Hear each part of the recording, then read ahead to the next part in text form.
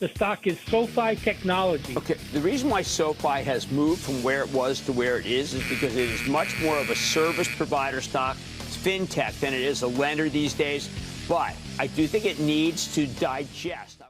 I can actually agree with Cramer on a couple things here, but SOFI did just report earnings a couple weeks ago on full year 2024 and Q4 2024. And I want to go over some of those numbers and kind of show you the reasons why I decided to buy more after earnings. I wanted to start off by saying thank you to those who tuned in to the last couple of videos about Palantir. I had a few people say that they're going to stick around, stay tuned, and see how I report the next coming weeks and going forward.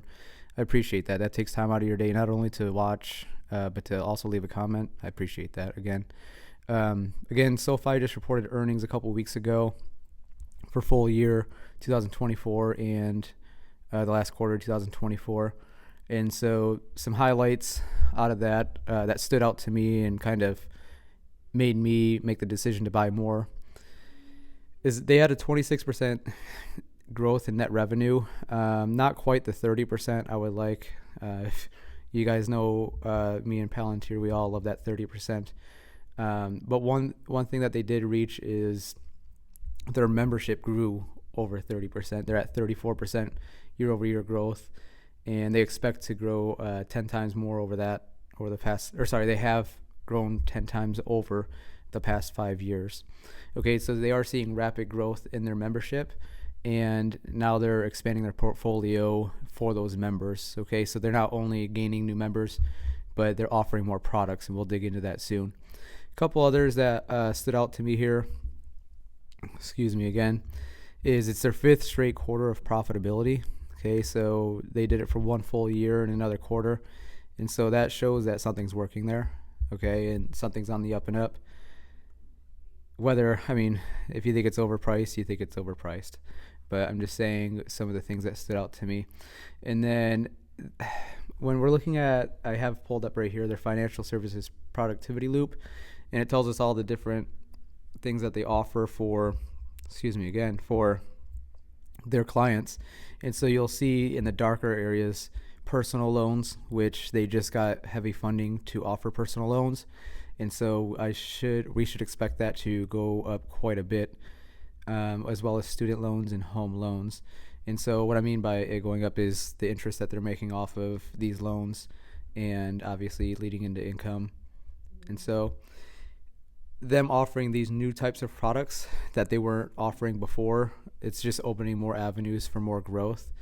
Okay, and they're kind of they still have their tech platform and their app, which they're offering more products on, but they are kind of going in the route of traditional banks in terms of what they offer specifically, okay, their products, and which is great because it makes the banking industry more competitive. All right. Next, speaking of those members earlier, you're looking at on this page right here, compounded annual growth rate of 53 and 55% for members and products. And so what that means is that they increase their product offerings by 55%. Next, you'll see what they offer for especially their lending products that I mentioned before, the personal loans, student loans, and home loans. And respectively for those, you're looking at 26%, 9%, and 21% growth.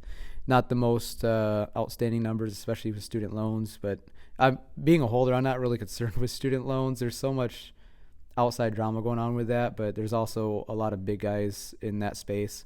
And so any piece of the pie that we get, I guess, is beneficial. But I'm looking more at the personal loans and home loans because that's what's going to lead to higher revenues, in my opinion, higher profit margins, so on and so forth.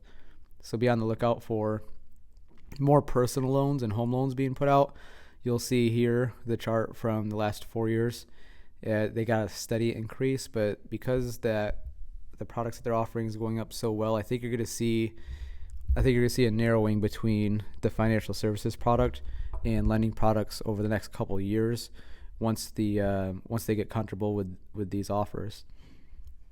And then one of the last things I want to talk about is their tech platform. I mean, an app is not that fancy to me, but they do have multiple different things that some banks might not offer, but they have conversational banking. You just talk to an actual person, and maybe that'll be AI soon. We'll see. All right, we got to speak on some of the negatives too, and some people might get scared away by this slide right here, but you see cumulative losses from personal loans between 2020 and 2024, 1.65 billion. You're looking at approximately through 6 or 7 quarters that they lost that total. I don't know what the math is on that, 200 and something million and some change each quarter.